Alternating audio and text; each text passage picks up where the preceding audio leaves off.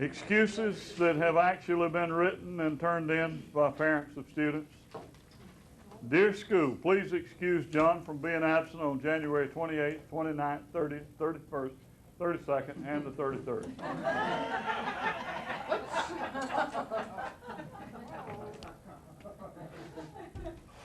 Please excuse Diane for being absent yesterday. She was in bed with the Gramps. Please excuse Johnny for being. It was his father's fault.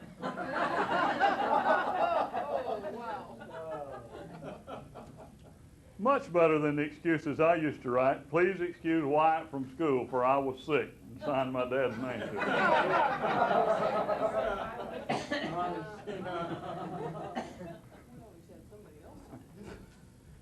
Remember when Dad came to get me, to take me out to do some spring shopping, and the principal said, "You've had a lot of deaths in your family, haven't you? Your son went home for a funeral today." And my dad didn't know anything about the family funeral.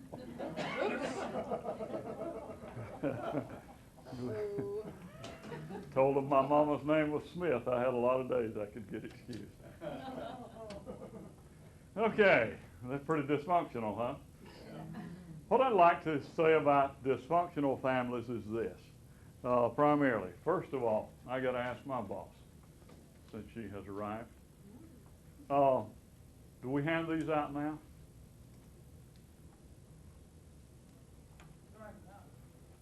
Don't have enough.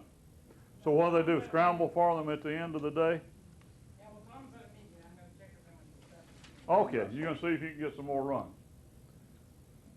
Well, if she gets more run, they'll be available. If not, we'll run them off in black and white for tomorrow. How's that? Okay. When you hear a lot of talk, do you, about dysfunctional families? And what I want to suggest is this. I don't believe that there are any families that are totally functional or totally dysfunctional. It's kind of like we talked about the thinking a while ago, that there is a continuum. And what I'm going to do is share with you about 7 or 8 rules that are generally accepted as characteristics or rules with respect to dysfunctional families. I will share with you about some of my own dysfunctions in my family of origin and how I think it affects me today. Now, there's a fine line here. We're not talking about blaming our past for what we're doing in the present. And yet we are talking about how what happened to us can influence us. And we can take a look at a couple of things about that influence. And one is whether we reacted to that influence or responded. Come on in, the water's fine. And whether we reacted to that influence or responded. If we reacted, likelihood is this. One of 2 things happen when you react. You either go to the other extreme, and you'll find that that doesn't work either, or subconsciously you got a message about how things were supposed to be. And even though you fought it in your own family, you find yourself being victimized by the same thing. Now, what I will do is try to share with you some of the dysfunctions that I responded to and handled, and some of the dysfunctions that I reacted to and how they still influence me and how I still have to work on them. What I hope you will do as we go through it is the same thing. Take a look at your own family, and were there some dysfunctions there, and how do they influence your behavior today? And what do you need to work on? And if we have a few minutes, we may even have some of you discuss in groups of 2 or 3 how you see some of those things influencing. Okay? So that kind of tells you where we're going. And if we can get the overhead, we'll start with a dysfunctional family. Everybody being on a continuum. In almost all dysfunctional families, there's what they call a star. The star is that family member that calls the shots. Many times it's the father. Sometimes it's the mother. Sometimes in an extended family, it's either the grandfather or the grandmother. Now, with respect to that star or that person that's in charge, there are a lot of family secrets. As a matter of fact, there's so many family secrets that often incest is revealed the next generation. For example, many of the persons that I've had that came into the office that dealt with incest did not deal with it when it actually happened, because whatever the star does in that family is a secret. And everybody in that family keeps their mouth shut about what he does. The reason they would come to me at middle age and talk about it is now they're grown. They have a daughter that's getting near adolescence, and Dad is coming by and taking their daughter different places.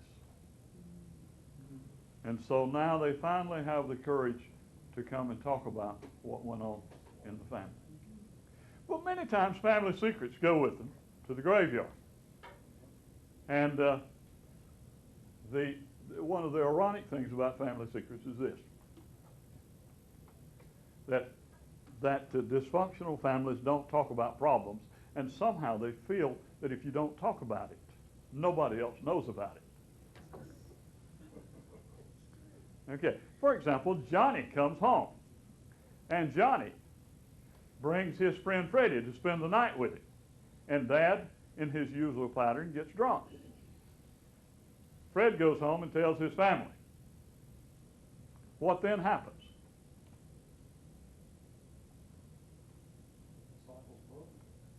Yeah. And all of a sudden, you ain't bringing no roommates home. You ain't bringing no classmates, because they go out and tell lies about your dad being alcoholic. And so all of a sudden, he's closed in again with more frustration and less opportunity to share, because they think somehow that they're keeping the family secret. Now, in dysfunctional families,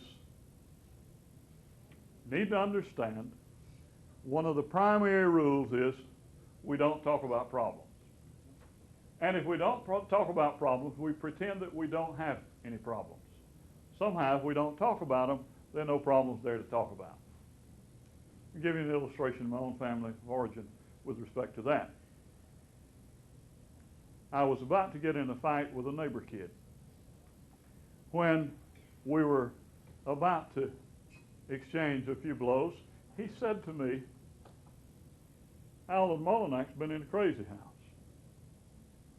Now, Alvin Mullinax was my daddy, and I wanted to put him in the funeral house. But that night, I sat down and told my mother, I said, Dwight Johnson said that my dad been in a crazy house.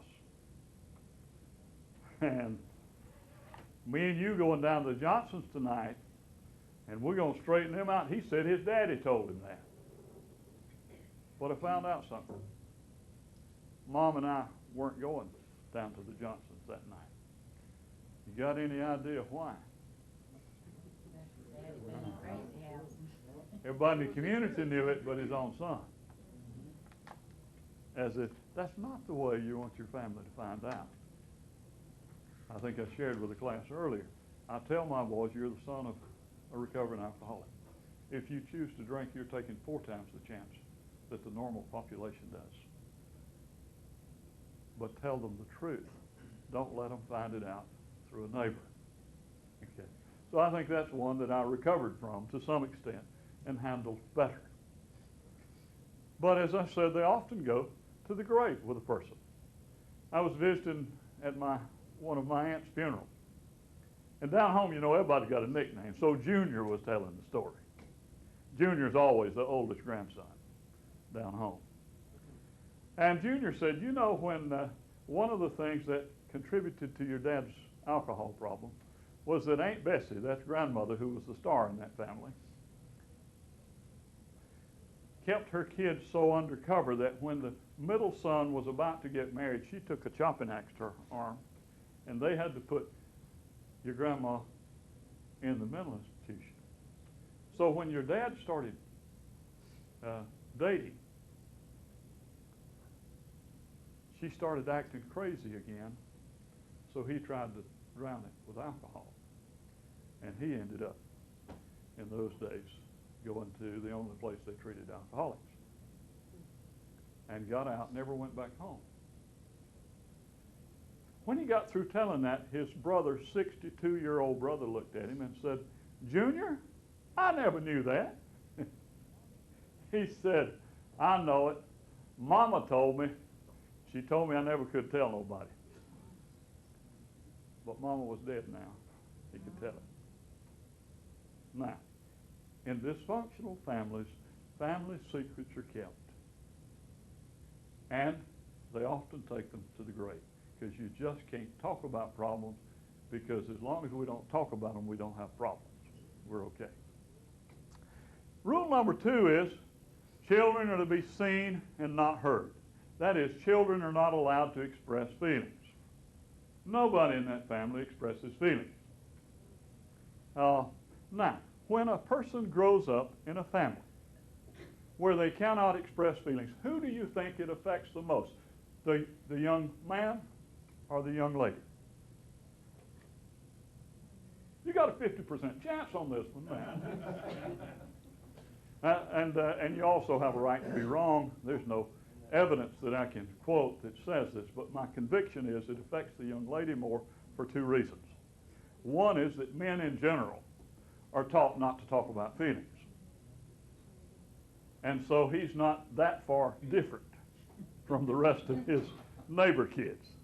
And if you don't believe it, I teach a course of domestic battery, and I'll say to the men, I did this last night, I said, "How do you feel about your relationship?" I don't know if it'll work with this group, but it works with the dysfunctional group real well, and I have a suspicion it might work a little with this. How do you feel about your relationship? Good.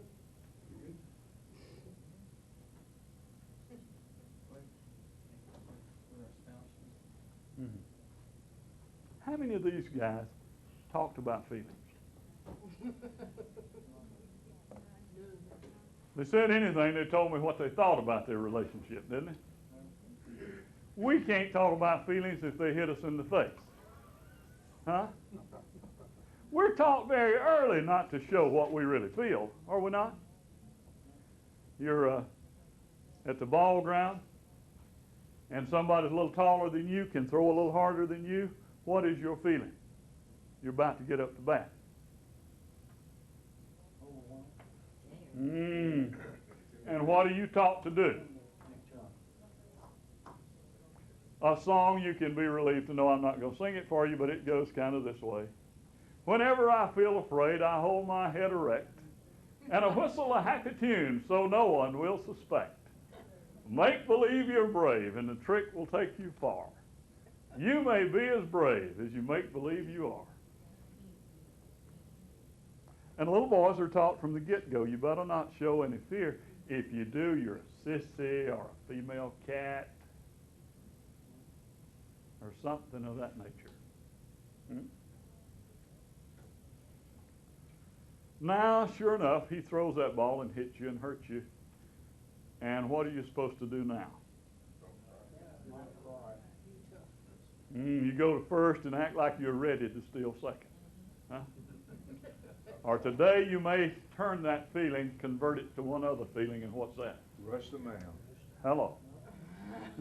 Depending on what the coach's attitude is, you're taught to either deny that feeling or convert it to anger. Okay.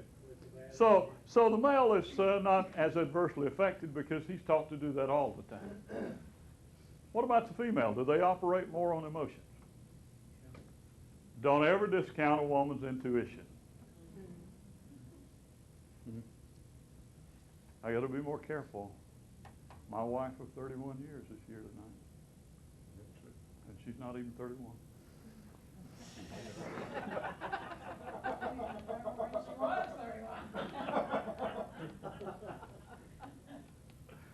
Okay. Now, with that girl that's sitting in a classroom or in the home and she cannot express feelings, if it's miserable enough, there's a way out of that house. And what is that? And how? Daddy ain't going to sign for her just to get married unless she's pregnant. Now she's got a way out of that house, right? Now, what's the kind of guy that's going to take the risk on taking her out of that house knowing how dominating Dad is? He's going to be the same one. It's going to be a guy just like Dad. Yep. But she doesn't realize that now because she's going out of that house. All of a sudden, she gets out of that house and realizes she's married somebody just like Dad, only worse. And as the kids come along and they start to grow up, she decides she married him because she had a need to be needed. Now the kids meet that need to be needed. So she gets rid of that star. And who's going to become the star now? No. Which kid? The oldest kid, especially if it's the boy. And he's going to call the shots for the whole family because that's the only way she really relates. That is, he's going to call the shots until she gets a new boyfriend.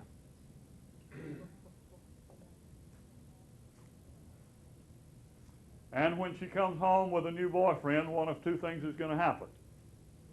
Right? One is those girls that's been fussing about him, bossing them around, you're going to find out all of a sudden that blood is thicker than water, and they're going to line up with him against that new boyfriend. Or they're going to line up with Mom against that oldest kid. That's the reason oftentimes when that happens, the oldest kid leaves that home never to return. And all havoc breaks loose at that point because she's continuing to relate to a star. And it becomes more dysfunctional as the time goes on. So children are to be seen and not heard. Feelings should not be expressed openly.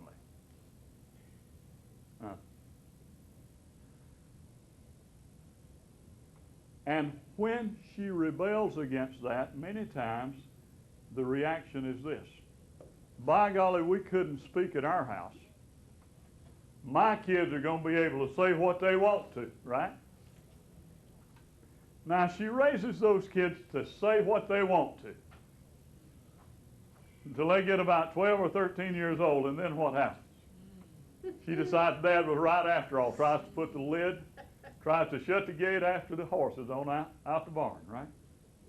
And all havoc breaks loose, and it becomes much more dysfunctional.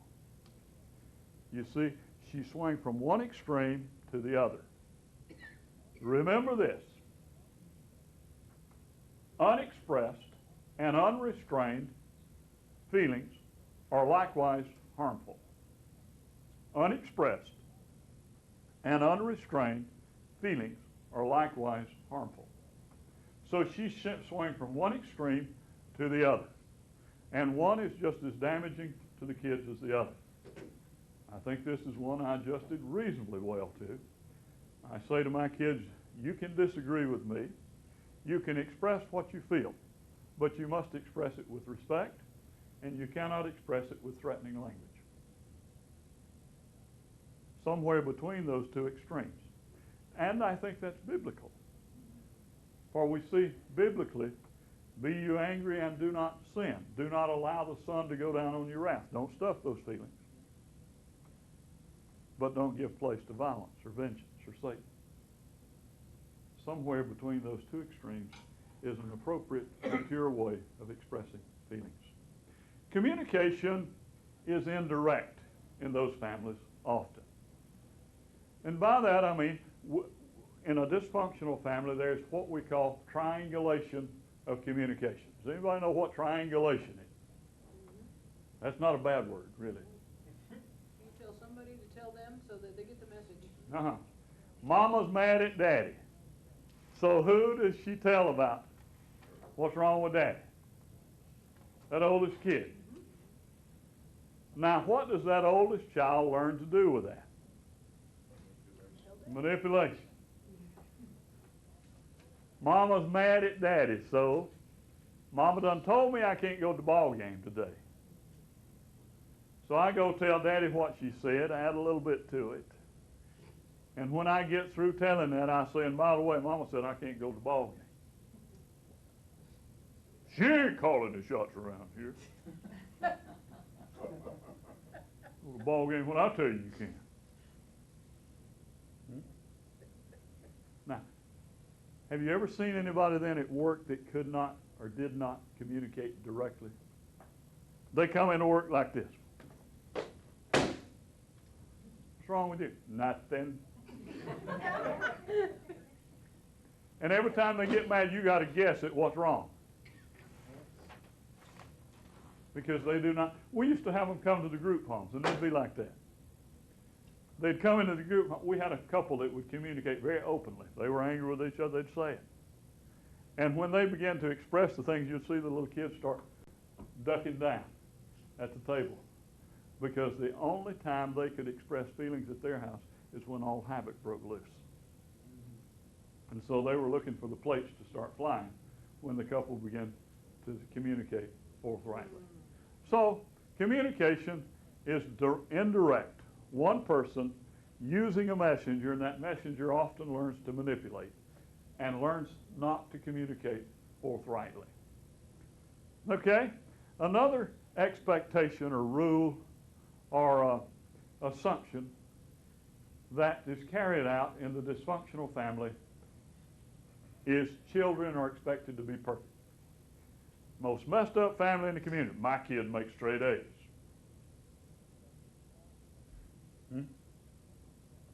They got to be smart. They got to be good. They got to be right. Make us proud. Or if they're athletes, they got to be super athletes. I remember a kid growing up with, and he was a good athlete. But his dad would set up in the stands and somebody hit a baseball and they hit it over the railroad, and they'd say, anybody ever hit a ball out? Yeah, my son hit 3 of them. My son. What do you think we call his son?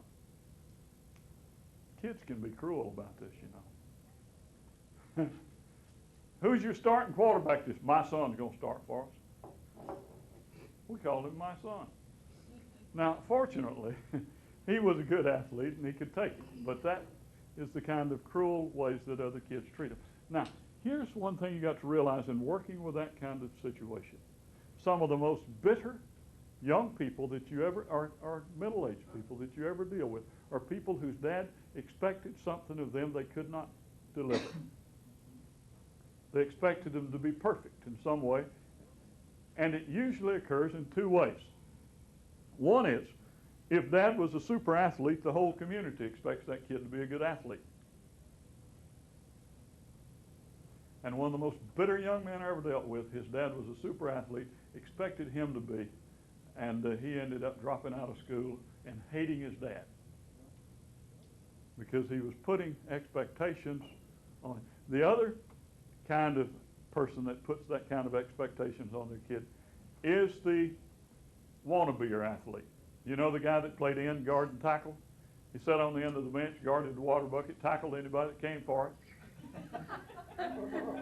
He was a wannabe, and he wants his kid to be a super athlete, trying to live out his wannabe through his kids. Now, all of us have some tendency to do that, some more and some less.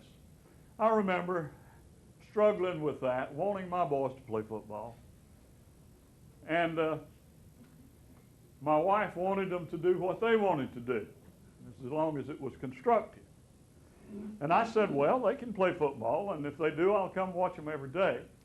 Or they can play in the band, and I'll soak their horns in the tub every night. Well, you can see, I had a ways to go to make appropriate adjustments so that they wouldn't become dysfunctional. The first 2 played football, by the way. The third one was dancing to a different drummer. He went out for a week, walked into the coach's office at the end of the week and laid his equipment on his desk. He said, "What's wrong, son?" He said, "Well, Coach, the way I figure it, any sport you play ought to be fun. This don't seem like fun to me." He did just exactly what he should, and I had grown enough that I commended him for doing exactly what he should have done with that sport. Now, he loved wrestling, went on to semi-state in wrestling, but he did what he needed to do. And by that time, finally, I had made enough adjustment. I can do what I needed to do. But it's easy enough to try to live out some expectations through our children. Don't be selfish. And what the dysfunctional parent is saying when he says don't be selfish is don't do anything for yourself. You're here to serve us as parents. We need you to babysit. You babysit. You don't worry about your sports. You don't worry about your extracurricular activities. I played 3 years of football. My dad came to see me twice.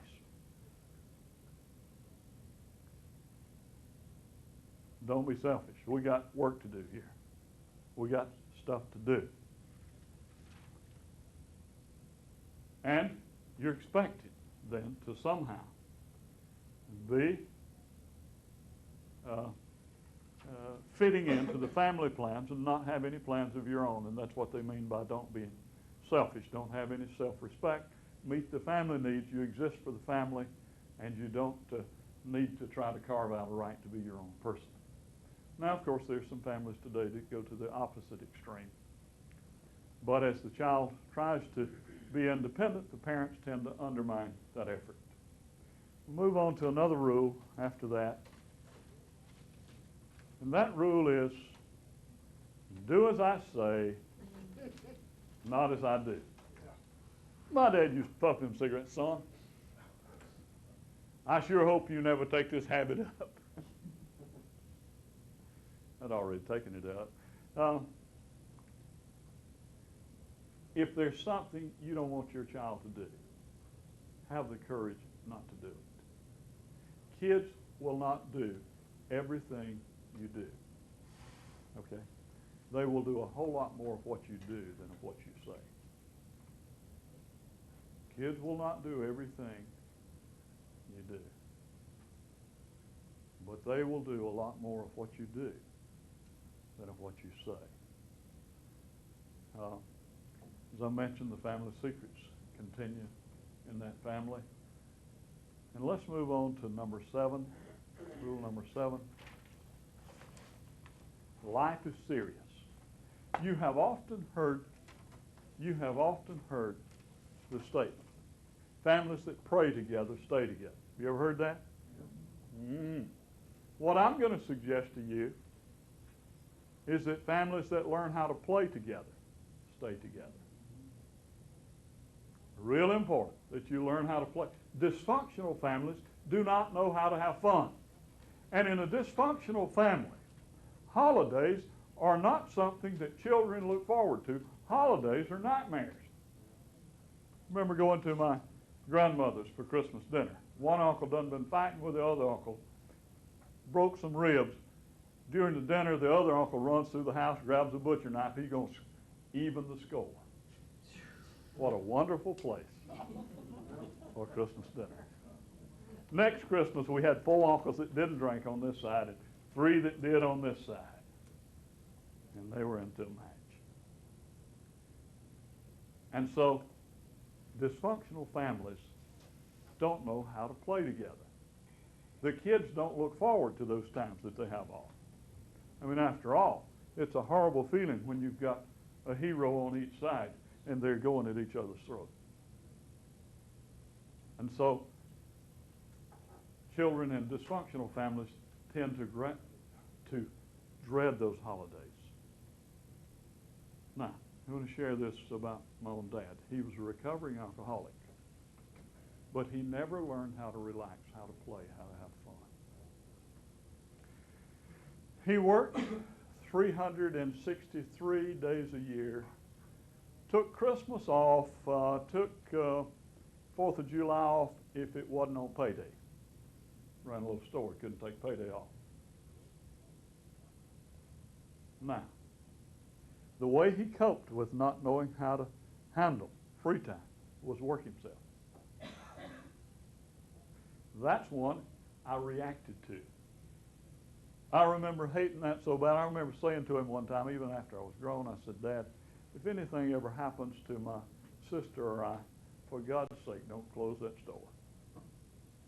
Now, that's one I wished I hadn't said because my sister passed rather suddenly. And I remember riding by the store and seeing that wreath on the door, and I wished at that time I hadn't said that. But it was the anger. It was the anger toward not ever being able to play together, to have fun together. And I carried a lot of that with me because I reacted. When I first got married, I thought my wife's folks were the craziest people in the world. Because remember, dysfunctional families don't know how to play together. After I became a young adult, the last Christmas that I spent before I was converted, I spent very little time with the family. We left with the Me Too buddies. We were fighting roosters and betting and gambling and running from the law. What a wonderful day Christmas was then. But I thought my wife's people were the craziest people in the world. They'd sat around playing cards, didn't have a dime bet on it. They didn't have anything alcoholic to drink. And they didn't even have a 32 sitting on the table to keep people honest. And I thought, that's the craziest bunch of people I've ever seen in my life. Because dysfunctional families don't know how to play together. Now, if any of you are AA members, and I suppose some of you are, you remember the first AA picnic? Gonna have a picnic, ain't got no beer. What? You call that a picnic? Dysfunctional families do not know how to have fun together. Now, I reacted against that. I despised that. But unconsciously, I got a message about what men do. Men work all the time. Underscore that. All the time. If I had my boys to come here and criticize me for the biggest deficit in my life, what do you think it would be?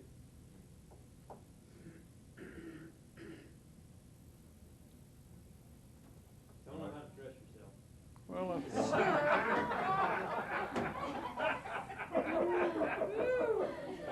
Was that the wrong answer? let's go back. Children are to be seen and not.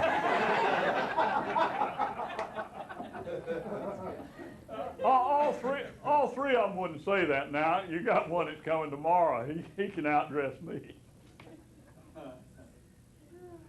He'll probably have a T-shirt on when he gets you. But as it relates to work, I think they would all say Dad's biggest deficit is that he works all the time. Well, that's something we still have to work through. Because being in business now, you know, we have to make a conscious effort that every family lunch doesn't turn into a business. Because we work And all the time. we have to work at it. My wife and my mother have to correct us and say, this is lunch, not meeting. So a third generation is into workaholic. Now, I've done a lot better than my dad, but I've still got a ways to go because I reacted to that. And understand, I need to understand that, not so I can excuse it, but so I can correct it. Now, one of the things that we did do this year is all four of us ran in the mini marathon in Indianapolis, and all four of us finished. So we did a few things together. We're getting better. We're getting healthier. But I have to work at that, and it helps me to understand what influenced me and what I carry with me. You see, if we don't learn to talk back to negative feelings and to talk back to negative thinking, they will, in fact, control our behavior. Does that make sense? Life is serious. Now, final rule we'll deal with is in a dysfunctional family, don't rock the boat. We got some dysfunctional churches, don't we? There's 3 rules for a dysfunctional church. Let me give you those. Don't ever do anything new. Don't ever do anything that's been tried in some way and failed. Don't ever do anything that might offend one of the brethren. Or in one church I was in, the cistern.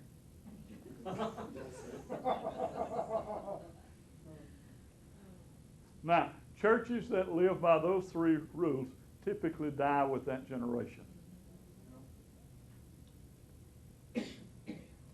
Because the message remains constant, but the methodology must be adapted to the culture of that generation.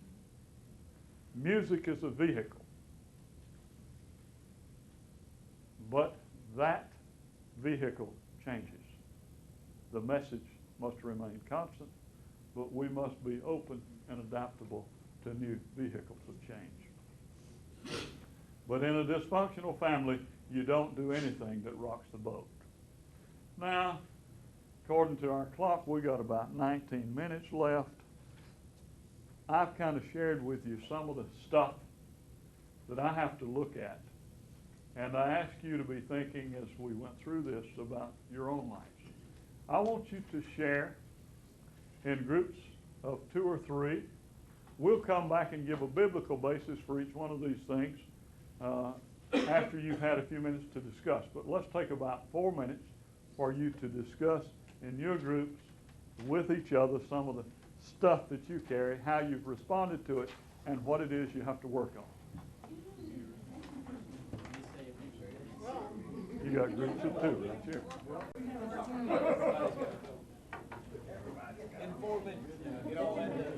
You got 3 minutes left. How about it, boss?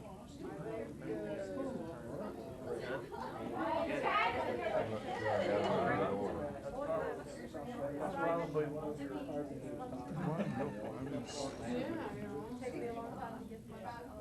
One sort of really comes out of me dysfunctional. Suggesting that we talk about it. But I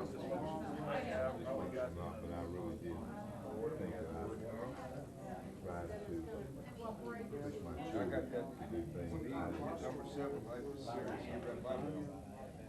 Some of it was, My I daddy think was a that, preacher. especially in the athletics, when I was, I didn't get as much good, my father didn't support me, so I wanted to do it, and I always thought I could help. But I did push my children, Yeah. they all succeeded, went to college, athletics, scholarships, girls, boys. So we have And academics, I pushed them pretty hard, I would always play the he came along, and the LD problem, dyslexia and so forth, and they brought it back to real. They were too late to game. Yeah, he couldn't do, Yeah, wow. what I wanted him to do. The problem I'm having now is my The wife. one good thing I do is just do is kind of didn't force them into church mode, so So now she's always fussing about me because we're having lunch. whatever. It's not a lunch They don't go anymore. with It's it. what's going on. Kevin, there's the girls.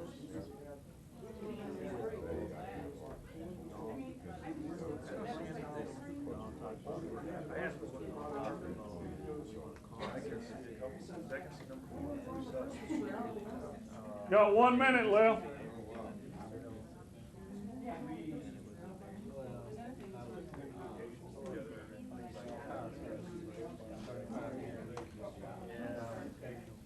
Well, I think it.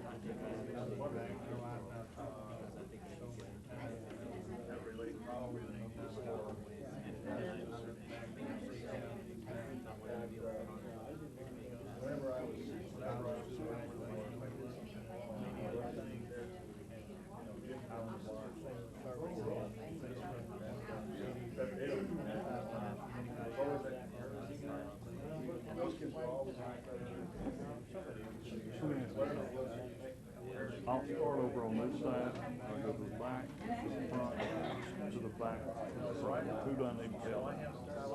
Okay.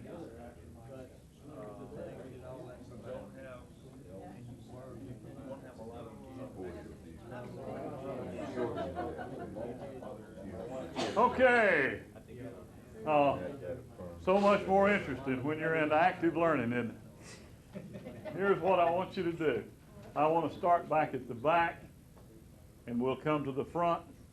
We'll go to the back and come to the front. Take just a moment or two and share, if you will, some of the things you learned from each other, or something that you want to share that you're willing to share with the group. And let's start back here in the last half dozen. Is there anything there? We didn't learn a whole lot, we just shared.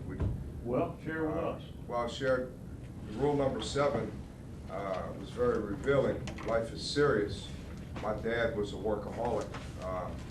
He taught school, he went to school, and he worked several other jobs, so he was always working. And unconsciously, I caught the message, because That's what men do. I don't know how to relax anymore. It's work, work, work, work, work, work, work, work, work. And I'm pastor and chaplain, so when I'm not at the jail, when I get back to the church, my wife is our administrator at the church, and so we can never sit down and have a lunch and talk about us or the family or anything. It's, well, what's going on here, and it's always business, business, business. And, So what are you going to do about it? I gotta make some changes. Okay. All right. Here? I think for our group, John and I sort of had contrasting experiences. His father left, and then he wound up leaving home when his mother remarried, got a new boyfriend. So Okay. it fit into that pattern. For me, it was more my dad, it was like, let's have a calm surface here, no conflict, you don't bring up issues, and so I find I struggle in relationships with my wife and children, and I don't want conflict. I don't know how to deal with it, so I want to back away and just, and the whole thing of not talking. So you do carry some of that with you? Yeah. You have to work at changing it. Okay. We talked about the workaholic aspect and the living vicariously through our kids. I didn't have time to share, I'm more long-winded, but I really perceive that I probably am the star in the family, and I see some of projecting from that point of view onto them, and I do see that in my father and mother's family that we were not allowed, we never were allowed to express feelings or have a problem. I mean, we just didn't have problems. And so consequently, I didn't have any either until I started pastoring, and I realized that I'm serious about this. And when I first started pastoring, we didn't have any problems, or we didn't talk about them. But then I realized, and all of that changed over, obviously. I think education helped a lot in some of those dysfunctional situations that I had grown up with to help me overcome them. Thank you. Well, I learned that my family isn't quite as dysfunctional as I always thought. And compared with whose? Yeah,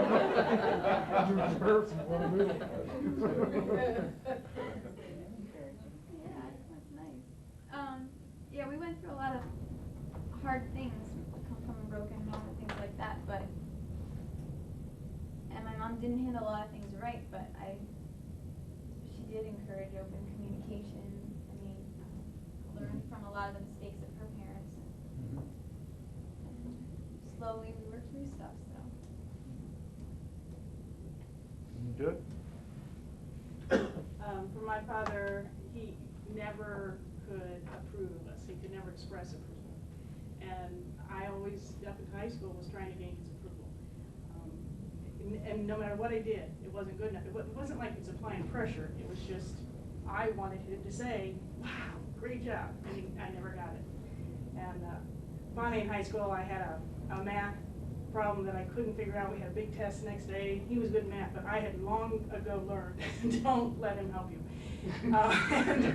And because he'd spend all night lecturing, for one thing.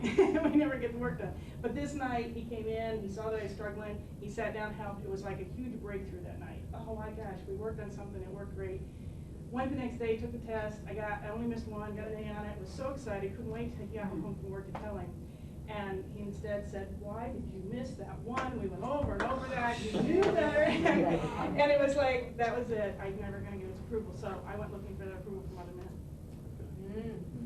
Okay. Anything here? That's great. Okay. We got one more. Pretty nice group. They learn how to manipulate. Well, for myself, since I'm one of those that's in recovery also, I didn't actually find out that I lived in a dysfunctional family until I was in recovery. Then I found all this stuff out about really how dysfunctional my family was, and of how I treated my older kids from my first marriage, the same way my dad treated me. And now that I've got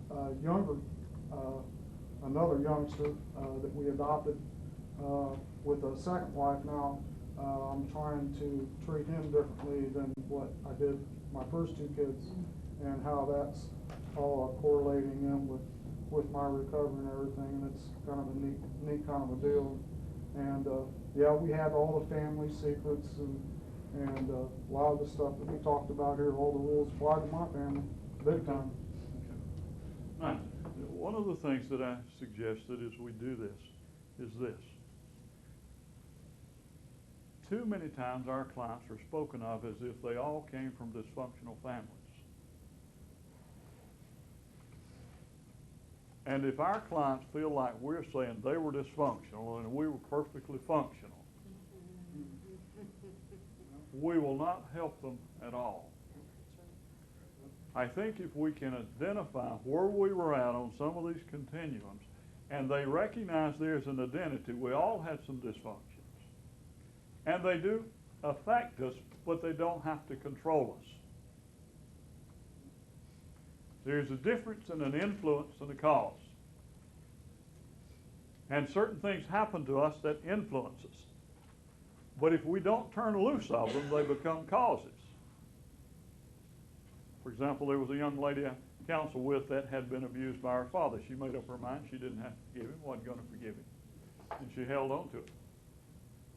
He died, she wouldn't even go to her funeral. To his funeral, I'm sorry.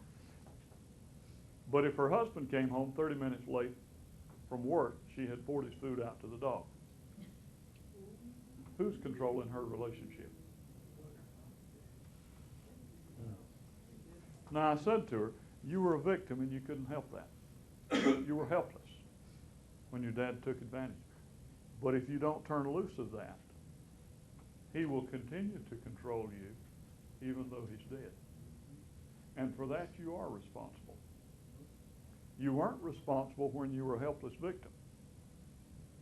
But you are responsible when you hold on to that and let it influence every relationship around you. And so that's why I think it's important to go through these dysfunctions. Yeah, there's some scars there. Some of them you need to turn loose, especially if you reacted to them. And then you need to move on with life and not use it as an excuse for every irresponsible thing you want to do. I also want to share with you real quickly that all of these, I think there's a biblical counter for them. For example, the first one is found, I think, in Isaiah 1:18. Come, let us reason together. The idea that we're invited to reason. And that means that you do face and talk about problems. The second one, there, feelings, we kind of covered that in Ephesians 4. The one extreme of you don't let the sun go down in your wrath. You don't just keep holding those feelings inside. And you don't give way to Satan, or you don't give way to violence or vengeance. The third one then, that talks about communication being indirect. There's nowhere that's quite as clear as Scripture that talks about forthrightness in communication. If you take your offering to the altar and there remember that your brother has aught against you, leave your gift at the altar and go and be reconciled unto your brother. forthrightness in communication is constantly advocated in Scripture. Unrealistic expectations. Notice in Scripture, for example, the parable of the talents is a good illustration about the fact that we're required to be stewards of what we have, not of what we don't have. And it's very clear from Scripture there are no perfect people. All have sinned and come short of the glory of God. I always told people when I was pastoring a church that if you find the perfect church, don't join it, you'll ruin it.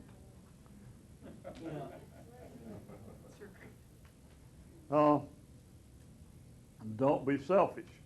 There's a difference between selfishness and self-respect. And I think it can be illustrated best by this passage or this saying that moves a person away from a sophisticated sense of self to a realistic. When you've got what you want from the world and its wealth, and the world makes you king for a day, just go to the mirror and look at yourself and see what that man has to say. For it isn't your mother or sister or wife upon whose judgment you pass. The one whose verdict counts most in your life is the one looking back from the glass. The world may say you're a straight shooting chum and call you a wonderful guy, but the man in the glass says you're just a bum if you can't look him straight in the eye. It's his judgment that counts. Forget all the rest. He'll be with you clear to the end. And you've passed life's most awesome, difficult task when the man in the glass is your friend. You may go through life and down through the years, get pats on the back as you pass, but your life will end in heartache and tears if you cheat the man in the glass. The Scripture puts it this way: I am what I am by the grace of God. Don't do as I say, do as I say, not as I do, contradicts James 1:22. Be you doers of the word, and not hearers only, deceiving your own self. Then, not okay to play. Proverbs 15:13 talks about a merry heart and a cheerful heart and the importance of it. I always say God had a good sense of humor. He never would have made nothing that looked like me. And some of you shouldn't laugh. He made you too.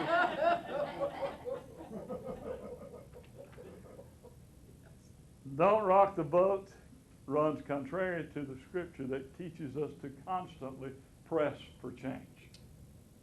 And Paul is talking about how I reach forth and stretch myself. I keep moving toward change. I keep rocking that boat. I think those Scriptures help us overcome some of the dysfunctions of a dysfunctional family. I've also been warned that those minds can comprehend no more than the seat can endure. Let's take a 7-minute break and start back at 5 after 7. You might wonder why we're talking in this context about characteristics of a healthy relationship, inasmuch as many of you deal with people that the only relationship they have is pen and paper.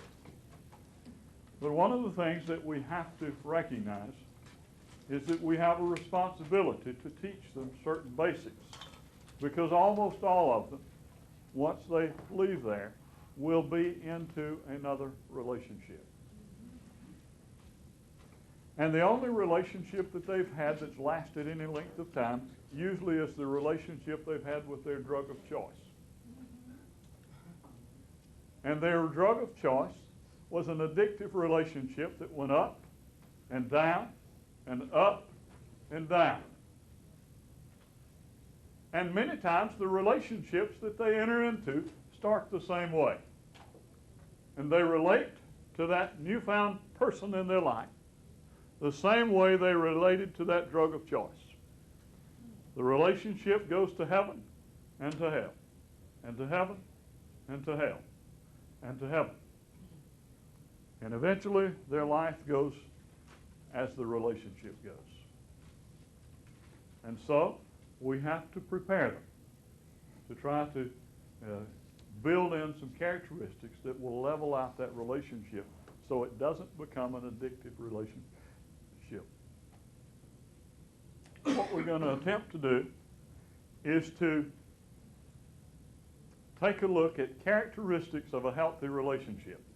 Now, these are not necessarily mine. I found almost everything. Kind of like the preacher that preached one day, and he said, man, he said, I found every word of that sermon in a book. And the guy said, no, he said, that was my outline. He said, no, I saw every word of it in a book. And finally, he cornered in me. He said, yeah, I found it all in the dictionary. So what I do is pick bits and pieces from different sources. And this was a research that was done on what they perceived to be fairly successful young people and to describe some of the characteristics of their families. And the number one characteristic was that of commitment. Any relationship that's going to be healthy will be healthy to the degree and relationship it retains with commitment. And so often we have people that are entering into a relationship with no commitment and hoping that it'll work. And it usually doesn't. Because you have to have a deep sense of commitment. One of the basic rules, I think, with respect to commitment is whatever you want from a relationship, bring that to the relationship. If faithfulness is important to you, bring faithfulness to it. You will not always get what you put in, but you'll get a lot more out of it. And you'll get a lot more self-respect if you bring to it what you wish to have from it. Recognize also that a commitment is in many respects like a bank account. You make deposits, and there's some little things you can do that take away from that deposit. Too often, couples make the serious mistake of stopping dating once they're married. And if you stop making a deposit, you will eventually have a tendency to overdraw your bank account. And there are some ways that a person can destroy that commitment through negatives. But it's real important, I think a lot of times, getting through to our client, whatever it is you desire from that relationship, bring that to that relationship. Caring is the second characteristic of a healthy relationship. Now, one of the things about caring that I think is somewhat sexist is this. Men have a tendency to think they're caring when they can provide big material things.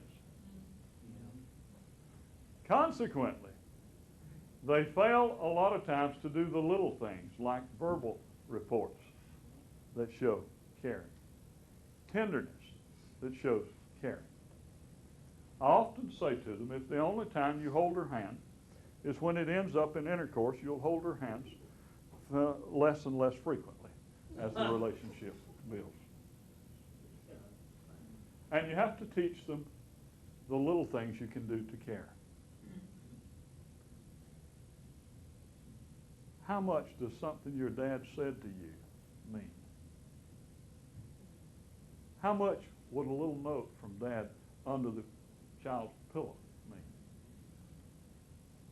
Real important that we teach males that there are additional ways to show caring than just what big gifts they can buy.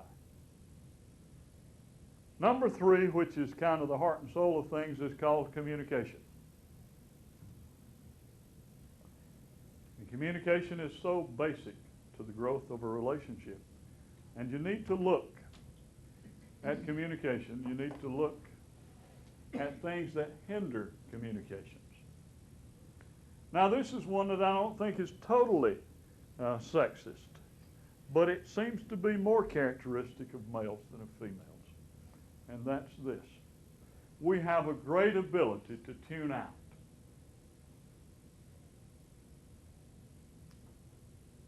How many of you females are bothered by the fact you're talking to him and you know he ain't there? Notice I got a way over here when I asked that. No response. He can tell you how many strikes on the batter, how many balls have been thrown in the game, but he cannot answer your question, and he tries to fake it. and you say to him, he says, now, ask me that a different way. Because he don't have a clue what you've been talking about. Another one is just plain old unresponsive, right? My wife's that way. Put a mark over here, is that meaning? Screw in the table. Means I better keep talking. I'd be afraid to go home. Oh, I'm just I had an oldest daughter that got her degree in psychology, but she said, she told my wife and myself both too. Now, I hadn't heard it before, but she was talking, my wife was a little upset about me not hearing what she said. And that was what the discussion was about. And she said, Mom, I found out one thing in psychology that I can relate to Dad on. She said, men have that, which I know already otherwise, but men have a protective nature, so they hear everything and look at everything that's going on, see anybody that comes into view or anything like that. The women are focused. So she said, Mom, Dad's got one thing that he's kind of got a little edge there because he's just made that way. Most men are made with that protective nature still, just like they were in the years and years ago when there was a lot more.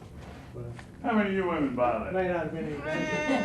Well, that was a daughter that told me. I do. I told her, I said, well, I can tell you what she said, well, what do you hear right now, Dad? And I said, well, I hear the refrigerator running over here. And I called off 10 or 12 things, and my wife said, I don't hear all that. My daughter said, see. Well, it is true that some are more focused than others, but That's not an excuse. but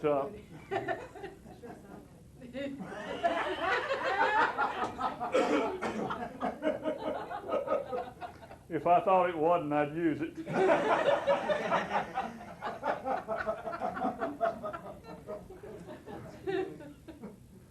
Another hindrance to communication is vigorous agreement.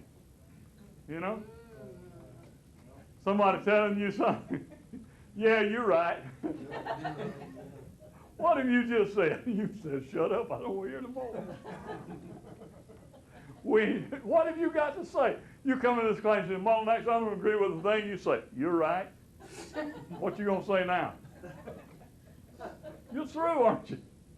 He's just told you in the most polite way he can to shut up. Vigorous agreement. Another hindrance to communication is binding one to their past. Well, you knew that because your mama always did. What's wrong with my mama?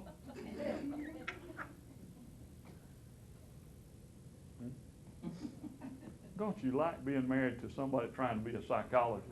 Well, the reason you said that was because a hindrance to communication. Okay.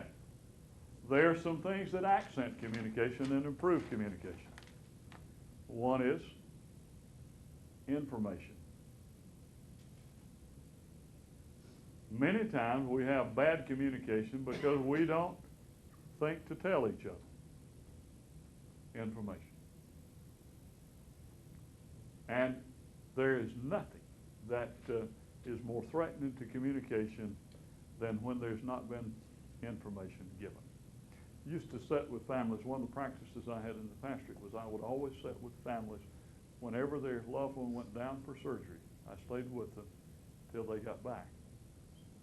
And some of the worst experiences that I've ever seen was where they had sometimes first-rate doctors and clinical people, but they were poor communicators.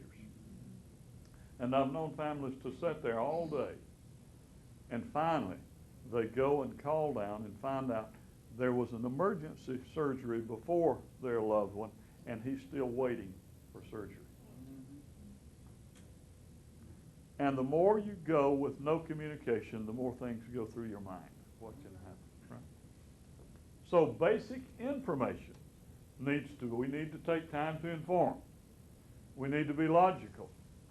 We need to improve our communication through a thing called empathy.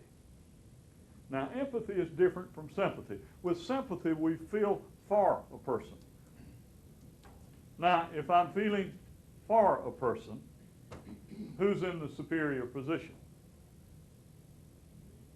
It's not a situation of mutual respect, is it? But with empathy, I'm trying to put myself in that person's footsteps and understand from their perspective what's going on. It's kind of like if you'll take those 7 habits of effective living and apply them to your relationships, they can make such a tremendous difference. For example, we'll go through them real quickly. The 7 habits, be proactive. I say to men that come into our class, listen, a lot of you are more proactive in your automobile than you are with your girlfriend. Because if you go down the road and your car starts, what do? Well, I pull over and check it. And if you can't find out what's wrong, what do? Take it to a mechanic. Now, let's talk about your girlfriend. If she's driving your car and it starts knocking, what does she do? Keep driving it. And the next morning you start out, you say, you know, that car was knocking all the way home. That's right. But I said, you're more proactive with your automobile than you are your relationship. If your relationship starts coming apart,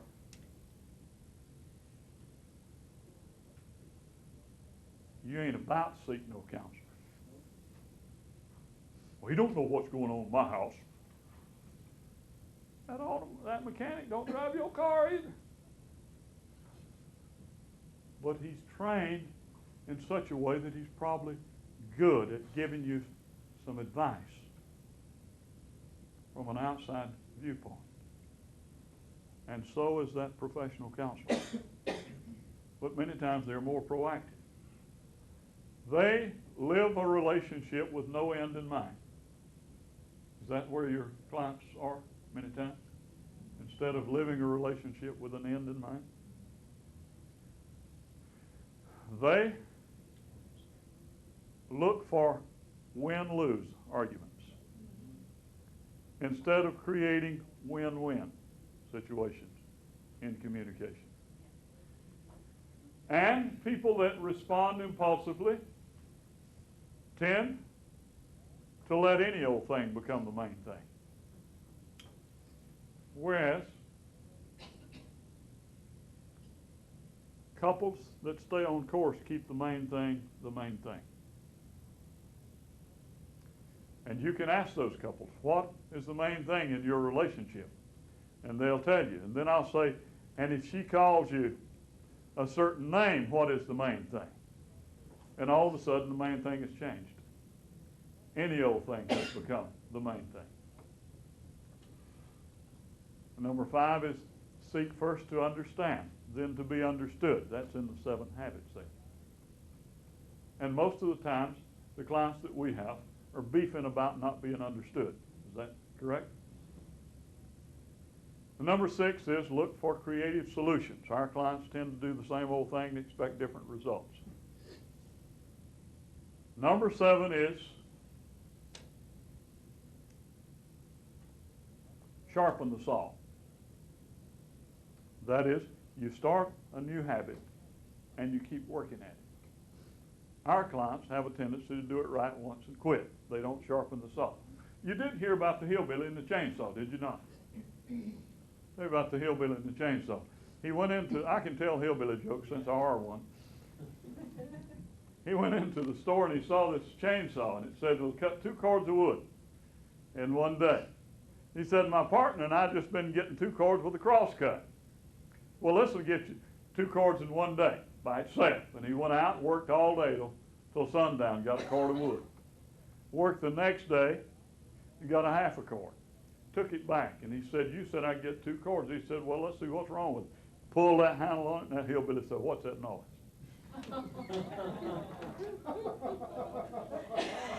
And our client, it's getting late, I'll stop these.